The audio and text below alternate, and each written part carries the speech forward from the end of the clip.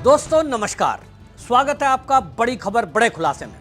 दोस्तों ये खबर दिल्ली से है और दिल्ली में मुख्यमंत्री रेखा गुप्ता ने घोषणा कर दी है कि केजरीवाल के हर गुनाह की फाइल को खोल कर रहेंगे। उन्होंने एक निजी चैनल के इंटरव्यू में ये कह दिया कि केजरीवाल ने जो किया है वो तो किया हुआ कर्म तो भुगतना ही पड़ेगा।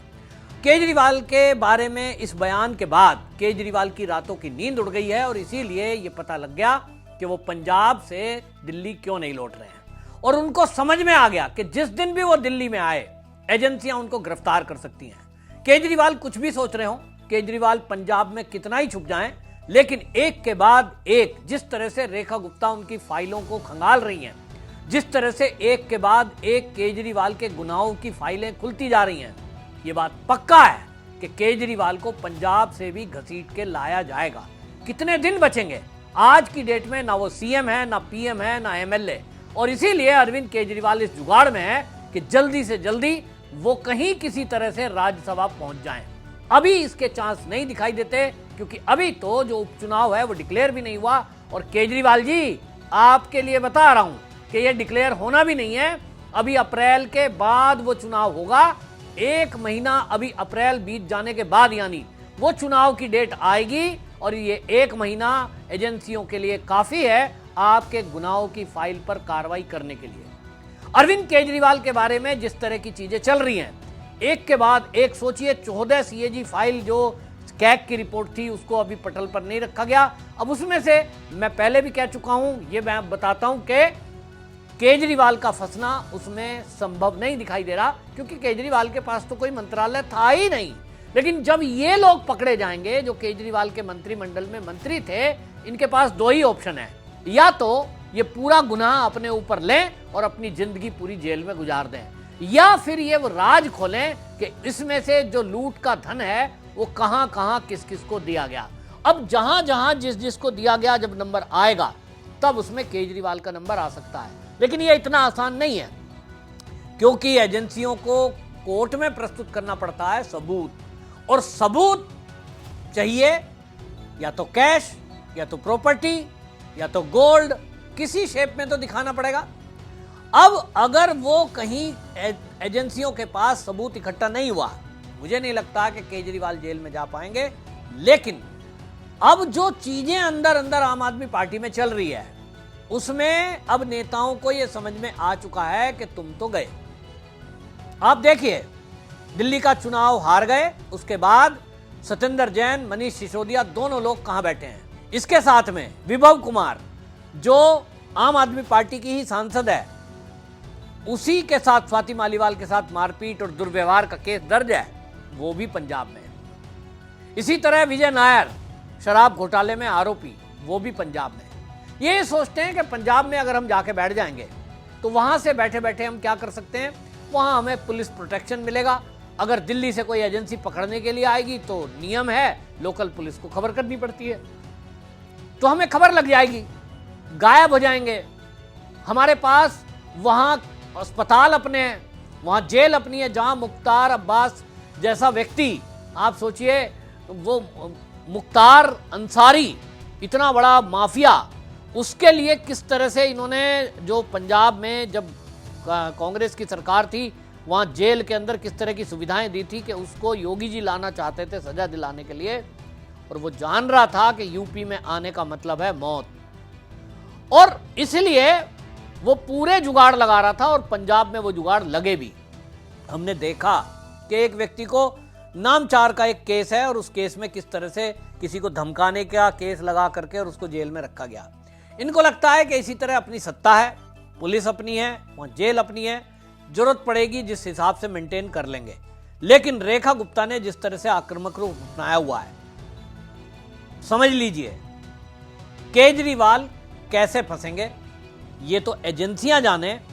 लेकिन अब सूत्रों के हवाले से एक खबर आ रही है कि केजरीवाल के घर पर कुछ गुनाह हुए हैं, जैसे कि शराब घोटाले में जो आयुक्त थे, सचिव थे, उनको वहां बुलाया गया। जो मनीष सिसोदिया हैं, इनके जो सचिव थे, उन्होंने बाकायदा बयान दे दिया है और वो बयान कोर्ट में दर्ज है कि मुझसे जबरदस्ती वो पॉलिसी बदलवाई गई जो शराब की नीति कैबिनेट से पास हुई थी। यानी जो आईएएस अधिकारी हैं उसका 164 में बयान दर्ज है। अब कानून के हिसाब से यह कहा जाता है कि जिस जगह पे गुनाह हुआ, जैसे कि स्वाति मालीवाल के साथ मारपीट कहां हुई है, अरविंद केजरीवाल के घर में, तो वो भी इसलिए आरोपी बनाए जाएंगे कि आपने कोई जानकारी छुपाई, कोई सबूत छुपाए। उतनी बड़ी सजा नहीं है, लेकिन सजा इतनी है कि उसमें ये 6 साल तक कोई भी चुनाव नहीं लड़ सकते, क्योंकि वो सजा 2 साल से ऊपर की होगी। अरविंद केजरीवाल पर एक और तलवार लटकी हुई है, वो मोदी जी की डिग्री को लेकर है। और गुजरात की यूनिवर्सिटी में जिस तरह से केस यूनिवर्सिटी ने किया है, मोदी जी अगर केस करते, भारतीय जनता पार्टी का कोई लीडर केस करता, तो शायद वो दया खा लेता, ये माफी मांग लेते तो माफ करना पड़ता। लेकिन यूनिवर्सिटी का कहना यह है, हमारे सूत्रों ने बात की है, तो यूनिवर्सिटी ने कहा कि यूनिवर्सिटी की छवि खराब हो रही है और इसलिए क्षमा करने का कोई सवाल ही नहीं उठता।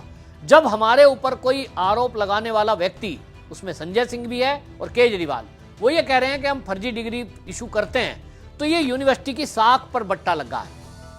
ऐसे लोगों को जब कोर्ट से जेल होगी, उसके बाद हम कह सकेंगे देखो जिन्होंने हमारे ऊपर सवाल उठाया हम सही हैं, देखिए कोर्ट ने निर्णय दिया, झूठा आरोप लगाने वाले आज जेल में हैं। अभी वो निर्णय होना बाकी है, लेकिन कानून के जानकारों का और वकील जो मेरे मित्र हैं उनका कहना यह है कि अरविंद केजरीवाल और संजय सिंह दोनों को उस केस में 2 साल की जेल पक्का है। अब सुप्रीम कोर्ट उसमें से 2 का 2.25 कर दे, 2 में से 1.5 कर दे, 1 कर दे, 6 महीना कर दे, वो हो सकता है कम ज्यादा, लेकिन जेल तो जाना पक्का। अब जिस तरह से गुनाह खुलने की बात रेखा गुप्ता ने कही है, इसके बाद ही आम आदमी पार्टी के अंदर भी ये घबराहट और बेचैनी है, खास तौर पे उन लोगों को जो अरविंद केजरीवाल जब सीएम थे और वो मंत्रिमंडल में थे। उनको लग रहा है कि भाई रेखा गुप्ता तो बिल्कुल तय करके बैठी हैं कि हर फाइल खुलेगी, हर मंत्रालय की फाइल खुलेगी, और रेखा गुप्ता जी ने एक आदेश और अलग से कर दिया है। सीएजी रिपोर्ट अपनी जगह है, लेकिन एक आदेश रेखा गुप्ता ने अधिकारियों को दिया है, उसमें समय लगेगा। उन्होंने कहा है कि 20 करोड़ से ऊपर की लागत का कोई भी टेंडर अगर इशू हुआ है, चाहे वो आतिशी मारलेना जब मुख्यमंत्री थी तब हुआ, चाहे केजरीवाल मुख्यमंत्री थे तब हुआ, दोनों के कार्यकाल की हर फाइल की डिटेल मुझे चाहिए और उसमें जांच करिए कि जो पैसा जिस मद में खर्च हुआ है वो एक्चुअल में लगा भी है कि नहीं। इस पर मैं पहले भी आपको बता चुका हूं कि अरविंद केजरीवाल और आतिशी दोनों को मिलाकर अगर बात करें तो दिल्ली के अंदर लगभग 37 पुल बनाए गए हैं। पीडब्ल्यूडी मंत्रालय के तहत वो पुल बने हैं, उनमें से कुछ पुल अभी बन रहे हैं। एक पुल का जिक्र मैं पहले भी कर चुका हूं, अभी दोबारा बता रहा हूं। विवेक विहार दिलशाद गार्डन जो बॉर्डर है, वहां से लेकर आनंद विहार बस अड्डे के लिए एक पुल निर्माण बनाना शुरू हुआ, टेंडर छूटा, बन भी गया, आतिशी मारलेना उसका उद्घाटन कर आई। लेकिन आप में से कोई पत्रकार हो या बीजेपी का नेता अगर इस वीडियो को, ऑडियो को सुन रहा है, तो आप जरूर जाइए दिलशाद गार्डन से शुरू होकर मेट्रो स्टेशन दिलशाद गार्डन से, और वो विवेक विहार इंद्रप्रस्थ होते हुए वो आनंद विहार के ओवर ब्रिज तक जाकर जाता है। वो अभी भी उसकी लीव पूरी नहीं हुई है, जबकि टेंडर में ये था ठेके में कि साइड की लीव भी उसकी बनेगी, लेकिन वो साइड की लीव पूरी नहीं बनाई गई, आधी बना करके उसको बीच में अटैच कर दिया गया। और एक अगर आप दिलशाद गार्डन से जा रहे हैं तो राइट साइड वाली लीव तो बनी ही नहीं है। बिल पास हो गया, आतिशी ने टेंडर जारी करके उसका उद्घाटन भी कर चुकी, ट्रैफिक चल रहा है, लेकिन उस तरफ किसी का ध्यान नहीं है। और यह ध्यान पीडब्ल्यूडी के अधिकारियों ने बता दिया कि यहां घपला हुआ है, उसकी जांच होगी तो चीजें खुल करके आएंगी। एक पुल नंदनगरी में बन रहा है, मंडोली जेल जो है वहां से लेकर के और भजनपुरा तक, इसमें भी अनियमितता की बात कही गई है। अब पुख्ता तो मैं नहीं कह सकता, क्योंकि वो एजेंसियां ही जब जांच करेंगी, एक्सपर्ट जांच करेंगे, तो पता लगेगा कि हकीकत क्या है। बताया गया है कि जिस क्वालिटी का सरिया लगना चाहिए था, जिस क्वालिटी का सीमेंट लगना चाहिए था, सरिये का साइज भी कम है और क्वालिटी भी डाउन है। दोनों चीजों को समझौता करके कमजोर पुल खड़ा कर दिया गया। अभी भी वो तैयार नहीं है, जबकि उसको 3 साल से ऊपर बनते हुए हो गया, उसके कारण से उसकी कॉस्ट बढ़ गई है। तो ये जो चीजें हैं, इनमें आतिशी मारलेना निश्चित रूप से फंस रही है। आतिशी मारलेना फंस रही है। एक और केस उन पर तो चल ही रहा है कि जो चुनाव के टाइम पे उन्होंने आचार संहिता का उल्लंघन किया था, कि वो जो है बीच में रुकावट बन रही थी, पुलिस से उन्होंने बहसबाजी की और उन्हीं के एक निजी सचिव से 5 लाख रुपए कैश मिला उस टाइम पे जब आचार संहिता लगी हुई थी। और उसने बाकायदा स्वीकार किया है, वीडियो है कि मैडम ने ये पैसा भेजा है और सरकारी गाड़ी का दुरुपयोग। यानी एक तरह से उनकी सदस्यता भी जाएगी आतिशी मारलेना की, और पीडब्ल्यूडी मंत्रालय में जो घोटाले हुए हैं उसमें जेल जाने का भी चांस दिखाई दे रहा है। तो बिल्कुल चारों तरफ से आम आदमी पार्टी का बड़ा बड़ा हर नेता घिरा हुआ दिखाई दे रहा है। और चारों तरफ से घिरते हुए ऐसा हो नहीं सकता कि कोई तो ऐसा होगा जिसको यह समझ में आएगा आम आदमी पार्टी के नेताओं में कि भैया जिंदगी अपनी जेल में सड़ाएं, हम अपने ऊपर क्यों लें पूरा गुनाह, जबकि हिस्सा कई जगह बटा हो। तो मैं नहीं कह रहा हूं कि बटा है, लेकिन एजेंसियों के जो जानकार हैं वो अक्सर हैं रिटायर भी, वो भी मुझे बताते हैं कि अगर उसमें किसी को ये समझ में आ गया, कोई मूर्ख बन करके चुपी मौन रह गया तो ठीक है, वो खुद जेल जाएगा, पूरा उसके ऊपर तो आरोप लगेगा ही। लेकिन इस मामले में अरविंद केजरीवाल के ऊपर भी तलवार फिलहाल लटकी हुई है, क्योंकि जैसे ही इनमें से कोई ऐसा लीक करेगा तो मामले का पता लगेगा, पैसा कहां किस तरह से पहुंचा है। तो फिर एजेंसियां उस विभव कुमार को भी पकड़कर जब उसका नार्को टेस्ट करेंगी तो निश्चित रूप से चीजें खुल के आ सकती हैं। यहां एक बात और है, इस वीडियो के माध्यम से मैं कहना चाहता हूं कि जो जुडिशरी का हाल हम देख रहे हैं कि घरों में नोटों के बंडल मिल रहे हैं, मेरा नहीं है तेरा नहीं है, इस तरह से कह के वो इधर उधर करा जा रहा है। तो समझ में आ रहा है कि जुडिशरी किस लिए इस तरह के कानून के बीच में अड़चन लटकाती है। केंद्र सरकार को चाहिए कि लगे हाथों एक कानून बना दे कि जो भी देश के हित की चीजें हैं उसको पता लगाने के लिए एजेंसियों को, जैसे कि हमारे अश्वनी उपाध्याय लगातार जो एडवोकेट हैं सुप्रीम कोर्ट के, वो मांग करते हैं कि नार्को टेस्ट और पॉलीग्राफी टेस्ट, ये दोनों टेस्ट, इसकी इजाजत कानून में हो जानी चाहिए कि एजेंसियों को यदि किसी अपराधी की, कोई भ्रष्टाचार में किसी अधिकारी की जांच करने के लिए, नेता की जांच करने के लिए जरूरत पड़े तो जो अभी का कानून है वो कहता है कि उसकी कंसल्ट नहीं है। कंसल्ट क्यों देगा कोई कि मेरा नार्को टेस्ट कर दो?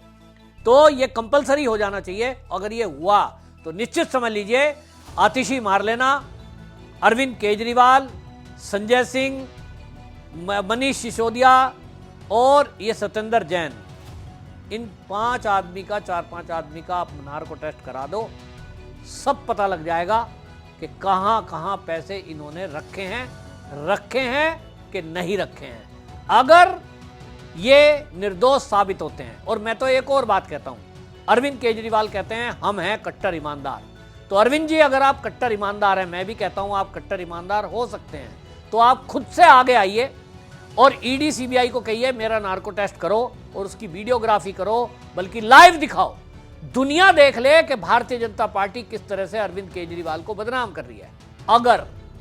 अगर झूठे आरोप हैं और अगर अरविंद केजरीवाल जी सच्चे हुए, नार्को टेस्ट लाइव टीवी पर चला दिया जाए, सब लोग देखें, और अरविंद केजरीवाल जी यदि सच्चे हुए तो ये निश्चित मान लीजिए कि भारतीय जनता पार्टी आम आदमी पार्टी से वास्तव में डर गई थी और बदनाम करने के लिए अरविंद केजरीवाल पर और उनके बाकी सहयोगियों पर एलिगेशन झूठे लगाए गए थे।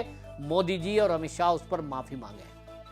मैं ये कह रहा हूं अगर अरविंद केजरीवाल, सत्येंद्र जैन, मनीष सिसोदिया, विभव कुमार ये अपना नार्को का टेस्ट कराने का तैयारी नहीं करते और खुद से आके नहीं बोलते तो इनको कोई कहने का अधिकार नहीं है कि हम कट्टर ईमानदार हैं। फिर मान ही लो कि आप बेईमानी में लिप्त होंगे, इसीलिए आप नार्को टेस्ट को नहीं बोल रहे हो। आपकी क्या राय है इस मुद्दे पर? जरूर कमेंट करिए, वीडियो को शेयर करिए। वंदे मातरम।